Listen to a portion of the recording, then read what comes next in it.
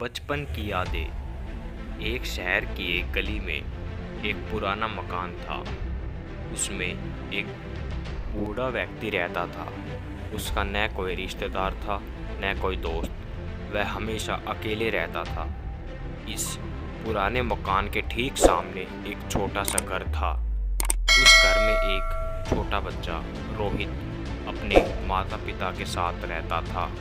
बूढ़े व्यक्ति को बच्चे बहुत अच्छे लगते थे।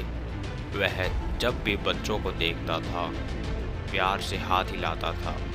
छोटा बच्चा भी अपनी खिड़की में खड़े होकर जवाब में उसकी ओर देखकर हाथ मिलाता था। धीरे धीरे दोनों की दोस्ती हो गई। रोहित बूढ़े व्यक्ति को दादाजी कहकर बुलाने लगा। दादाजी अक्सर रोहित के लिए बिस्कुट लाते थे। कभी कभी वे उसके पसंद की चॉकलेट भी लाकर दे देते थे। एक दिन रोहित ने भी उन्हें अपना एक खिलौना दिया, अपना टीन का सिपाही यानी टीन। दादाजी ने कहा कि वे इसे बहुत संभाल कर रखेंगे। कुछ दिनों के बाद रोहित ने देखा कि दादाजी कहीं भी दिखाई नहीं दे रहे हैं। उन्होंने मकान को तोड़ दिया है और वहां पर एक बेहद बंगला बनाया गया। रोहित के पिता ने उस बंगले को खरीद लिया। रोहित और उसके माता पिता बंगले में रहने लगे।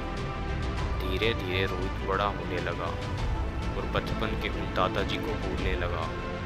जब वह बड़ा हुआ और उसकी शादी हो गई तब उसकी पत्नी भी वहीं रहने आई।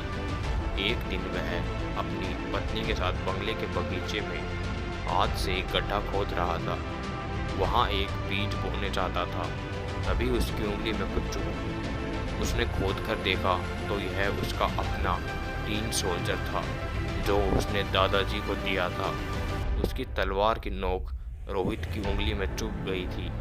अपना बचपन का खिलौना देखकर अचानक रोहित को बचपन की सारी बातें और दादाजी याद आ गए।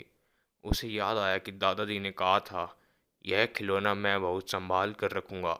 रोहित ने अपनी पत्नी को बचपन की वह सारी बातें सुनाई। सुनाते सुनाते उसकी आंखें भर आई।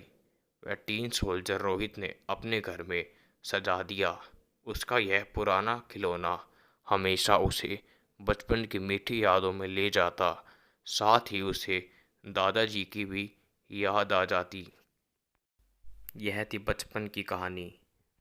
अगर अच्छी लगी हो तो लाइक और सब्सक्राइब ज़रूर करें। धन्यवाद।